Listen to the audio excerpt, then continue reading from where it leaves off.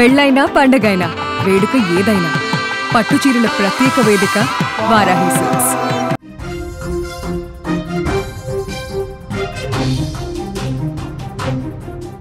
విమాన ప్రమాదానికి కారణాలేంటి? ముఖ్యంగా లాస్ట్ మినిట్లో పైలట్ చెప్పిన మాటలకు అర్థమేంటి? అలా పైలట్ అలర్ట్ చేయడాన్ని వైమానిక మొత్తం ఏమనుకుంటారో ఆ అలర్ట్ వెనుకున్న అర్థమేంటి? దాంతోపాటు అసలు ఈ ప్రమాదం జరగడానికి ముఖ్యమైన రీజన్స్ ఏం కనిపిస్తున్నాయి? విమాన ప్రమాదానికి గురవుతున్న విజువల్ వీడియో మనకేం చెప్తుంది? నిజంగా చాలా అనుమానాలు కలుగుతున్నాయి. అయితే ఎప్పుడైతే పైలట్ మాటలకి అర్థం ఏంటో బయటకు రావాల్సి ఉంది. అది దీన్ని గుర్తించాలి. ప్రమాద విచారణలో ఇది కీలకంగా మారే అవకాశం ఉంది. ఎట్ ది సేమ్ టైం ప్రమాదానికి గల సాంకేతిక కారణ లోపమా లేకపోతే మరేదైనా ఉందా అనే విషయం కూడా వెలుగులోకి రావాల్సి ఉంటుంది. నిజానికి పైలట్ విమాన ప్రమాదానికి ముందు పైలట్ మేడే అంటూ కొంత వాయిస్ చెప్పారు. ఆ వాయిస్ విన్న కొద్దిసేపటికే ఏటీసీ రిటర్న్గా వాళ్ళని కనెక్ట్ అయ్యే ప్రయత్నం చేసేలోపే విమానం కరెక్ట్ కాలేదు, విమానం నేల కూలిందని అక్కడ ఉన్న ప్రత్యక్ష సాక్షులు కానీ లేకపోతే ఏటీసీ నుంచి వైమానిక శాఖ నుంచి కానీ అందుతున్న సమాచారం ప్రకారం తెలుస్తుంది. అసలు రీజన్ ఏమై ఉంటుంది? ఈ అంశాలన్నింటిపై మనతో మాట్లాడడానికి ఎక్స్పర్ట్ కాళిదాస్ గారు ఉన్నారు. ఈయన కాళిదాస్ గారు రిటైర్డ్ స్క్వాడ్రన్ లీడర్, అట్లాగే ఏరోనాటికల్ ఇంజనీర్. నమస్కారం కాళిదాస్ సార్. నమస్కారం కాళిదాస్ సార్, నమస్తే. యాక్చువల్గా అసలు ఏంటి సార్, అసలు మీరు విజువల్ చూసుంటారు, యాక్సిడెంట్కి ఈ ప్లేన్ క్రాష్కి కారణం ఏమై ఉంటుంది సార్? అది ఇవాళ జస్ట్ ప్రాథమిక అంచనాలు కూడా ఉన్నాయి. ఎందుకంటే కోర్ట్ ఆఫ్ ఎంక్వైరీ అవుతుంది, ఏం జరిగి ఉంటుంది అన్నది విస్పష్టంగా బ్లాక్ బాక్స్ ని విశ్లేషిస్తే తెలుస్తుంది. ఇవన్నీ ప్రాథమికమైనటువంటి ఊహాగానాలు, అంచనాలు. అందుకని ఇందులో ఏమి ఉగ్రత కుట్రలు అలాంటివి కూడా మీ హెడ్లైన్స్ లో చూసాను, అలాంటివి ఏమి ఉండవండి. మనకి అందుతున్నటువంటి ఇన్ఫర్మేషన్ ప్రకారం మధ్యాహ్నం నుంచి విశ్లేషిస్తే, అందులోనూ ఇప్పుడే ఇంగ్లీష్ న్యూస్ ఛానల్స్ లో కూడా చూశాను, విమానం టేక్ ఆఫ్ అవ్వంగానే అది కూలిపోయింది కిందకి. దీనికి అక్కడ విమానం ఇంజన్ లో మీరు చెప్పినట్టు పైలట్ మేడే అనే కాల్ ఇచ్చారు అంటే అర్థము, విమానం నా నియంత్రణలో లేదు, నా కంట్రోల్లో లేదు, అది ఇంకా కూలిపోతుంది, నేనేం చేయగలిగింది లేదు అన్నది పైలట్ అక్కడి నుంచి ఒక మెసేజ్ ఇచ్చినట్టు ఎయిర్ ట్రాఫిక్ కంట్రోల్ కి అక్కడ ఒకవేళ నిజమైతే ఇవన్నీ, ఎందుకంటే కోర్ట్ ఆఫ్ ఎంక్వైరీ ద్వారానే బయటకు రావాలి. ఇవన్నీ విశ్లేషణలు, ప్రాథమిక అంచనాలు. మేడే అంటే అర్థం ఏంటి సార్? అసలు ఏంటి మేడే అంటే అర్థం ఏంటి? ఎటువంటి సమాచారం వెళ్తుంది? నా కంట్రోల్లో విమానం లేదు, మా పైలట్స్ కంట్రోల్లో విమానం లేదు, టోటల్ ఎమర్జెన్సీలో ఉన్నది, మేము వెనక్కి సేఫ్ గా వస్తామో రామో అన్నది కూడా అవదు, అది అయ్యే పనిలో లేదు, ప్రస్తుత పరిస్థితి ఇది, మా నియంత్రణలో విమానం లేదు, దానిలో పవర్ లాస్ అయిపోయి ఆల్టిట్యూడ్ అంటే హైట్ ఎలా ఉన్నది అలా కుప్పగూలే పరిస్థితిలో ఉన్నది అని అర్థం మేడే అంటే. సో ఆ కాల్ ఇచ్చారు, కాల్ ఇవ్వంగానే అసలు ప్రతిస్పందనకి అవకాశం కూడా లేదు, అలా జస్ట్ టేక్ ఆఫ్ అవ్వంగానే అది కుప్పకూలిపోయింది. సో దాని అర్థం అదే అనమాట సార్. అంటే సాధారణంగా ఒకసారి ఫ్లైట్ ఎగిరిన తర్వాత సార్, అంటే ముందే, అంటే ఫ్లైట్ టేకాఫ్కు ముందే అన్ని టెస్టులు జరుగుతాయి కదా సార్? అంటే ఫ్లైట్లో ఏమైనా టెక్నికల్ ఇష్యూస్ ఉన్నాయా, ఇంజన్ ఏమైనా ప్రాబ్లం ఉందా, ఇటువంటి కొన్ని అన్ని టెస్టులు జరుగుతాయి కదా సార్? ఒక టేకాఫ్ తర్వాత టెస్టులు జరగకుండా అయితే టేకాఫ్ కాదు కదా సార్? అసలు ఇక్కడ ఏం జరిగి ఉంటుంది సార్? అసలు సమస్య లేదు. ముందే మొత్తం ఇంజనీరింగ్ విమానంలో 5-6 వ్యవస్థలు ఉంటాయండి. ఇంజిన్ వ్యవస్థ ఉంటుంది, దాని బాడీ ఎయిర్ ఫ్రేమ్ వ్యవస్థ ఉంటుంది, లోపల ఉన్నటువంటి మొత్తం ఎలక్ట్రికల్ వ్యవస్థ ఉంటుంది, అలాగే పైలట్ల ముందు ఉన్నటువంటి ఇన్స్ట్రుమెంటల్ ప్యానల్ ఉంటుంది, సో కమ్యూనికేషన్ సిస్టమ్ ఉంటుంది, దేని వ్యవస్థ దానిదే, దేని ప్రత్యేకత దానిదే, దాని మీద ఫుల్లీ ట్రైన్డ్ టెక్నీషియన్స్ ఉంటారు, వాళ్ళ పైన ఎక్స్పీరియన్స్డ్ సూపర్వైజర్స్ ఉంటారు, వాళ్ళు కూడా సర్వీసింగ్ మాన్యువల్ మీద ఎప్పటికప్పుడు, అంటే ఫ్లైట్స్ టేక్ ఆఫ్ అవుతున్నప్పుడల్లా దాని ముందు అన్ని చెక్స్, కంపెనీ నిర్దేశించిన చెక్స్ అన్ని చాలా నిశితంగా రాస్తారు, సంతకాలు పెడతారు, దాని తర్వాత ఇంజనీర్ కూడా సంతకాలు పెడతారు. అవన్నీ అయిన తర్వాత వాతావరణం ఎలా ఉన్నది ఆ శాఖ కూడా నివేదిక ఇచ్చిన తర్వాతే పైలట్స్ టేక్ ఆఫ్ అవుతారు. అందులో ఎటువంటి లోపం ఉండదు, నిర్దిష్టమైన చెక్స్ అన్ని అవుతాయి. సార్, ఇక్కడ సాంకేతిక లోపం ఉంది అనుకోవచ్చా? ఈ ప్రమాదానికి కారణం సాంకేతిక లోపమే అనుకోవచ్చా? అంటే ఇవన్నీ మన ప్రాథమికమైనటువంటి స్పెక్యులేషన్సే. ఇదమిత్తంగా కోర్ట్ ఆఫ్ ఎంక్వైరీ అని ఆర్డర్ అవుతుంది.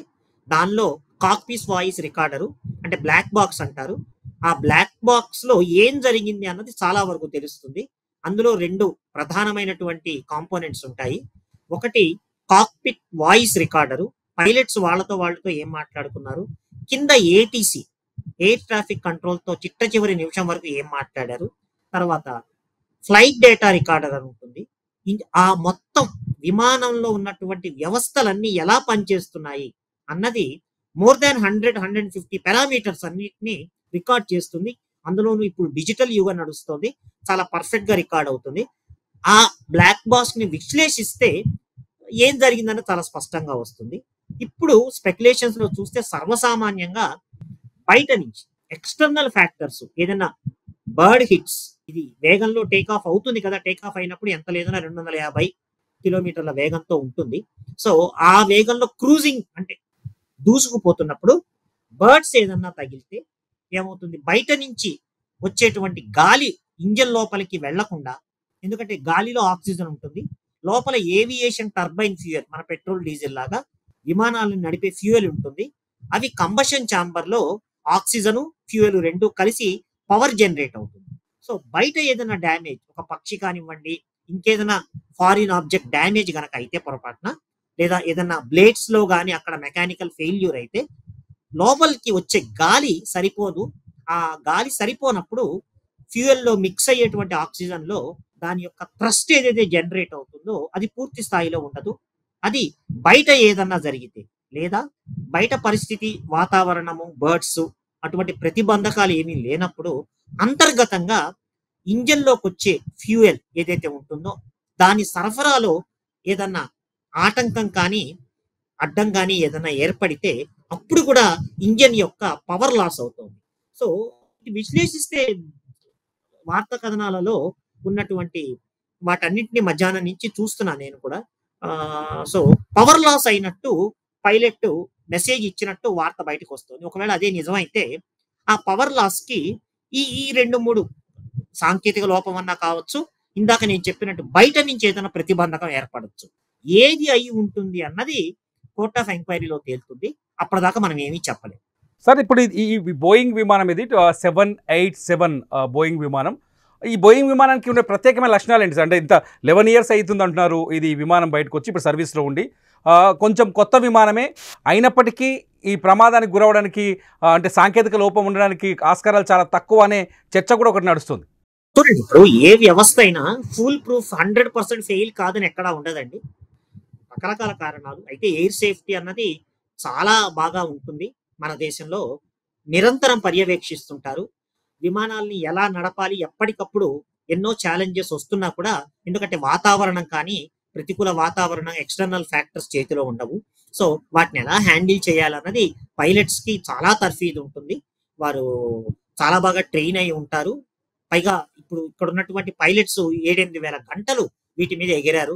World class. సుమిత్ సబర్వాల్ 8700 గంటల ఎయిర్ ఎక్స్పీరియన్స్ ఉంది ఆయనకి. కో పైలట్, పైలట్ వాళ్ళందరికీ ఇన్ని వేల గంటలు ఉన్నప్పుడు వాళ్ళ ఆపరేషన్స్ లో ఎటువంటి తేడా రాదండి. అయితే సాంకేతిక లోపం అన్నది వెరీ అన్ఫార్చునేట్ గా ఏ మిషన్ లోనైనా, ఇప్పుడు మన ఇళ్లలో వాడుకునే మిషన్స్ లో కొత్తవి కొన్నా కూడా చెడిపోతూ ఉంటాయి కదా. అందుకని వాటన్నిటిని నివారించటానికే ఇన్ని సర్వీసింగ్లు అవుతుంటాయండి. కంపెనీ ఒక ఇంజన్ ని, ఒక విమాన వ్యవస్థని అందజేసినప్పుడు యూజర్స్ కి వాళ్ళ కంపెనీ సర్వీస్ మాన్యువల్స్ లో ఎట్లా ఎప్పుడెప్పుడు ఎన్ని గంటలు విమానం ఎగిరితే ఎటువంటి సర్వీసింగ్ చేయాలని స్పష్టంగా ఉంటుంది. దాని మీద ట్రైన్ అయినటువంటి టెక్నీషియన్స్, సూపర్వైజర్స్, ఇంజనీర్స్ తదనుగుణంగానే చేస్తుంటారు. ఎగ్జాక్ట్ గా ఎక్కడ తేడా వచ్చింది, ఆ రకమైన ప్రమాదాలు జరగవని కాదు, మనం జరగాలని ఎప్పుడు కోరుకోకూడదు. బట్ ఒక్కొక్కప్పుడు మన చేతుల్లో లేని కొన్ని అవుతుంటాయి. ఇలాంటి సంఘటనలు, ఇన్సిడెంట్స్, యాక్సిడెంట్స్ అంటారండి. దాని హిస్టరీ కూడా చూస్తారు విమానం యొక్కది, ఏమైంది. ఒకవేళ ఇదమిత్తమైన కారణం దొరికిన వెంటనే ఈ కారణంగా అయినది అని అటువంటి మోడలు, అటువంటి ఇంజను, అటువంటి విమానాలన్నిటిని గ్రౌండ్ చేస్తారు, వెంటనే ఎగరనివ్వరు. అందులో పరీక్షలు చేస్తారు, తనిఖీలు చేస్తారు. ఎస్, ఈ లోపం బయటపడ్డది, ఒకవేళ సాంకేతిక లోపం ఉంటే. సో దీన్ని వెంటనే ఆ కాంపోనెంట్స్ కానివ్వండి వాటిని రీప్లేస్ చేసి మళ్ళా టెస్టులు చేసి అత్యంత ఎయిర్ సేఫ్టీని అనుగుణంగానే ఏ విమానమైనా ఉంటుంది. సో ఎక్కడ తేడా వచ్చిందన్నది ఒకప్పుడు ఏ యాక్సిడెంట్ చాలా అన్ఫార్చునేట్, చాలా దురదృష్టకరం, చాలా విలువైన ప్రాణాలు పోయాయి. విమానాలు పోతే ఇంకో విమానం కొనుక్కోవచ్చు, కానీ ఇంత విలువైన ప్రాణాలు మనుషులది తేలేం కదా. సో ఇలాంటివి అయినప్పుడు అంటే కొత్త కొత్త యాక్సిడెంట్ ఇన్సిడెంట్ పొరపాటున అవుతుంటే కూడా ఏ కారణం వల్ల అయింది, ప్రకృతి పరంగానా లేదా మానవ తప్పిదమా, సాంకేతిక లోపం ఏర్పడిందా అన్నది కూలంకుషంగా విశ్లేషించిన తర్వాతే దానికి తగిన జాగ్రత్తలు తీసుకొని అటువంటి సమస్యలు పునరావృతం కాకుండా జాగ్రత్త పడుతుంటారు. కానీ ఛాలెంజెస్ అనేవి అన్ఫార్చునేట్ ఎప్పటికప్పుడు ఉంటూనే ఉంటాయండి. సో దానికి అనుగుణంగా మనం ఎప్పటికప్పుడు వ్యవస్థను తీర్చిదిద్దుకుంటూ ఉండాలి. అట్లా ఉంటుంది. ఇప్పుడు ఇక్కడ ఈ ఫ్లైట్ ప్రమాదంలో అంత పెద్ద మంటలు ఒక్కసారిగా సార్ మామూలుగా అసలు బయటికి దూరం నుంచి వీడియో చూస్తేనే ఒక్కసారిగా బ్లోయింగ్ ఆ స్థాయిలో వచ్చింది. అక్కడ సీన్ చూస్తే, సిచ్యువేషన్ చూస్తే కిందున్న హాస్టల్ బిల్డింగ్ ఢీకొట్టింది. ఇది హాస్టల్ బిల్డింగ్లో పరిసరాలన్నీ కాలి బూడిదైపోయాయి. కార్లు కాలిపోయి ఉన్నాయి, వెహికల్స్ కాలిపోయి ఉన్నాయి. ఈ ఫ్లైట్లో ఉన్న డెడ్ బాడీస్ అయితే అసలు ఐడెంటిఫై చేయడానికి వీలు లేకుండా ఉన్నాయి. ఎంత ఫ్యూయల్ ఉంటుంది సార్ బోయింగ్లో? ఎంత ఫ్యూయల్ ఉంటుంది? ఆ ఫ్యూయల్ ఎఫెక్ట్ అయి ఉంటుంది ఇదంతా. ఫ్యూయల్ ఎఫెక్ట్ ఎందుకంటే ఇప్పుడు విమానం ఫ్రెష్గా టేక్ ఆఫ్ అవుతోంది. అది కూడా ఏదో మన దేశంలో ఉన్న సిటీస్ కాదు, యూరోప్లో లండన్ ద్వారా వెళ్తుంది. అన్ని కిలోమీటర్లు వెళ్ళాలి. మధ్యలో ఎక్కడో మిడిల్ ఈస్ట్ లో ఎక్కడో ఒక హాల్ట్ ఉంటుంది. సో ఎంత లేదన్నా అంటే ఆల్ అప్ వెయిట్ అంటారు, విమానం యొక్క పూర్తి బరువు, సామాన్ల బరువు, లగేజ్ బరువు ప్లస్ ప్రయాణికులు క్రూ కలిపి దాదాపుగా 260-70 మంది ఉన్నారు. సో పైలట్స్ నిర్ణయిస్తారు మనం ఎంత దూరం వెళ్ళాలి, మధ్యలో ఎక్కడైనా హాల్ట్ ఉంటుందా, అక్కడ రీఫ్యూలింగ్ అవసరమా, లేదా ఒకసారి ఇక్కడే మొత్తం ఫ్యూయల్ కొట్టించేసుకున్న తర్వాత ఏవియేషన్ టర్బైన్ ఫ్యూయల్ అక్కడ నిరాఘంటకంగా వెళ్ళిపోవటమా అన్నది పైలట్స్ ప్లాన్ చేసుకుంటారు. సో ఇలాంటి వ్యవస్థలో ఎంత లేదన్నా ఒక 55,000-60,000 లీటర్ల మధ్యలోనే ఉంటుంది. దాని కెపాసిటీ ఉండొచ్చు. అది ఫుల్ గా నింపుకొని వెళ్ళాలా, కొంతవరకు నింపుకొని, అంటే అందులో ఉన్న వెయిట్ అనమాట. ఒకవేళ లగేజ్ వెయిట్, ప్యాసింజర్ వెయిట్ ఎక్కువగా ఉంది అనుకుంటే పైలట్ ఇన్స్ట్రక్షన్స్ ఇస్తారు ఎంత ఫ్యూయల్ లోడ్ చేయాలి. ఎందుకంటే ప్లాన్ వాళ్ళకు ఉంటుంది. మధ్యలో ఎక్కడైనా ఆగి మళ్ళా ఫ్యూయల్ లోడ్ చేసుకోవాలా, లేదా మధ్యలో కేవలం హాల్ట్ మాత్రమే, ఫ్యూయల్ అవసరం లేకుండా నేరుగా మేము డెస్టినేషన్ కి చేరాల్సినటువంటి ప్రదేశానికి వెళ్ళాలా అన్నది. ఇప్పుడు ఇలా ప్రమాదం జరిగినప్పుడు వీడియోస్ కూడా వస్తున్నాయి. అది జస్ట్ టేక్ ఆఫ్ అవ్వంగానే దాని ఎక్కువ అంటే టేక్ ఆఫ్ కాలేకపోయింది, లిఫ్ట్ జనరేట్ కాలేకపోయింది. అంటే ఇంజిన్ లో పవర్ లాస్ అన్నది కనపడుతుంది. ఏ కారణం వల్ల అయిందన్న తర్వాత కోర్ట్ ఆఫ్ ఎంక్వైరీలో బయటపడుతుంది. ఎప్పుడైతే పవర్ లాస్ అయిపోయి ఒక రాయి కుప్పగూలినట్టు కూలిపోతుందో దానిలో ఫుల్ ఫ్యూయల్ ఉంటుంది టేక్ ఆఫ్ టైంలో. ఆ ఫ్యూయల్ తో అది కిందకి స్పీడ్ గా ఇంపాక్ట్ అయిపోయినప్పుడు డెఫినెట్ గా భయంకరమైన మంటలు చెలరేగుతాయి. అందులో కూడా సాధారణంగా సార్ ఇప్పుడు ఫ్లైట్ జర్నీ దూరాన్ని బట్టి, లేకపోతే ఎంత దూరం వెళ్తుంది దీన్ని బట్టి ఫ్యూయల్ ఫిల్ చేస్తారా, లేకపోతే దానికి కూడా అంటే ఫుల్ ఫిల్ చేసుకోవాలి మామూలుగా మనం వెహికల్లో చేసినట్టే చేస్తారా సార్? అట్లా ఉండదండి. ఎందుకంటే ఇది ఎంత దూరం వెళ్ళాలి, దీనిలో ఉన్న వెయిట్ ఎంత అన్నది ఒక అంచనాకు వచ్చి వాళ్ళకి మధ్యలో దిగి మేము రీఫ్యూలింగ్ చేసుకుంటామా లేకపోతే నేరుగా వెళ్ళిపోతామా అన్నది పైలట్స్ డిసైడ్ చేసుకుంటారు దాని కెపాసిటీని బట్టి. సో అది వాళ్ళ రొటీన్. ఇప్పుడు ఇదేం కొత్తగా ఫస్ట్ టైం లండన్కి వెళ్తూ ఉన్నవి కావు కదా, నిరంతరంగా కొన్ని ఏళ్ల నుంచి వెళ్తున్నవి. సో దాని ప్రకారం వాళ్ళ ఇన్ని వేల గంటల్లో వాళ్ళకి విపరీతమైన అనుభవం ఉంటుంది ఎంత ఫ్యూయల్ కావాలి. కానీ టేక్ ఆఫ్ అవ్వంగానే కుప్పకూలిపోతే ఆ ఫ్యూయల్ ఆ స్పీడ్ తో పడిపోతే అది ఒక ఫ్యూయల్ బాంబు లాగా ఎక్స్ప్లోడ్ అయిపోతుంది. లిటరల్ గా అలాగే జరిగింది. సో అది చాలా దురదృష్టకరం, బాధాకరం. సార్ ఒక ఫైనల్ గా ఈ మొత్తం మీకున్న ఎక్స్పీరియన్స్ కావచ్చు, మీరు గతంలో చూసిన విమాన ప్రమాదాలు కావచ్చు, ఇవన్నీ చూస్తే ఇక్కడ యాక్సిడెంట్ కి మేజర్ ఇష్యూ ఏమై ఉండొచ్చు అంటే కనపడుతోంది. అక్కడ న్యూస్ నేషనల్ ఛానల్స్ లో వాటి వీడియోలు అవి చూస్తుంటే విమానంలో శక్తి సరిపోలేదు ఇంజన్ లో. ఏ కారణమా, ఇందాక నేను చెప్పినట్టు బయట నుంచి ఏదైనా ఫారిన్ డ్యామేజ్ ఇంజన్ పై భాగాన్ని లోపలికి ఎయిర్ ఇంటెక్ లో అయిందా, లేకపోతే అంతర్గతంగా ఇంజన్ కి ఫ్యూయల్ సరఫరాలో తేడా వచ్చిందా అన్నది. అక్కడ పవర్ సరిపోలేదు, లిఫ్ట్ జనరేట్ కాలేకపోయింది, అంటే ఎగరలేకపోయింది. సో ఆ పవర్ సరిపోయి ఎందుకు రెండు ఇంజన్లో చాలా చాలా నాకున్న అనుభవంలో ఒకేసారి రెండు ఇంజన్లలో పవర్ పోవటం అనేది చాలా అసాధారణమైనటువంటి విషయము, చాలా చాలా అనూహ్యము, అసాధారణమైన విషయము. ఒక ఇంజన్లో లేదా కొంత దూరం ప్రయాణించిన తర్వాత సాంకేతిక సమస్యలు వచ్చినవి చాలా చూసాం మేము. కానీ జస్ట్ టేక్ ఆఫ్ అవ్వకుండా, అంటే టేక్ ఆఫ్ కాలేకపోయింది నాకు అర్థమైనంత వరకు. టేక్ ఆఫ్ అవ్వలేదు నన్ను అడిగితే. టెక్నికల్ గా టేక్ ఆఫ్ కాలేకపోయి పడిపోయినట్టే కనపడుతుంది విజువల్స్ చూస్తుంటే. కోర్ట్ ఆఫ్ ఎంక్వైరీలో బయటపడుతుంది ఏ కారణం వల్ల అది. రెండు ఇంజన్లు ఫెయిల్ అయినాయి అనుకోవచ్చా సార్ ఇక్కడ? అంతే అండి. ఇప్పుడు ఒక ఇంజన్ స్టాల్ అయిపోతే రెండో ఇంజన్ తో డెఫినెట్ గా విమానం ఎలా ఉంటుందంటే కొంత ఎత్తులో అంటే టేక్ ఆఫ్ అవ్వటం అనేది చాలా కష్టం, అంత ఈజీ కాదు. చాలా జాగ్రత్తగా టేక్ ఆఫ్ అయిపోయి ఒక లెవెల్కి వచ్చిన తర్వాత కంట్రోల్లో ఉండి ఏదైనా సమస్య వస్తే సింగిల్ ఇంజిన్తో కూడా సేఫ్గా ల్యాండ్ కావచ్చు. లేదా ఒకవేళ ఒక లెవెల్లోకి వెళ్ళిన తర్వాత ఇంజిన్ ఫెయిల్ అయినా పైలట్స్ యొక్క ఎక్స్పీరియన్స్ నైపుణ్యంలో దాన్ని గ్లైడ్ చేసుకుంటూ కూడా మళ్ళీ సేఫ్గా దించవచ్చు. ఇక్కడ మేడే కాల్ అనేది పైలట్ చెప్పింది నిజమైతే కనుక మనకు వస్తున్నట్టు వార్తా కథనాలలో అసలు విమానం నా కంట్రోల్లో లేదు, దాన్ని ఏమీ చేయలేని పరిస్థితి అన్నది స్పష్టంగా డిక్లేర్ చేశారు.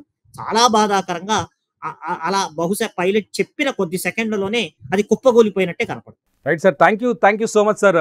మీ విలువైన సమాచారాన్ని సమయాన్ని మాకు కేటాయించినందుకు సుమన్ టీవీ ప్రేక్షకులకు ధన్యవాదాలు సార్. ఇది ప్రస్తుతం చూస్తే సాంకేతిక లోపాలే ప్రధాన కారణం అనిపిస్తోంది అహ్మదాబాద్ ఫ్లైట్ క్రాష్కి సంబంధించి.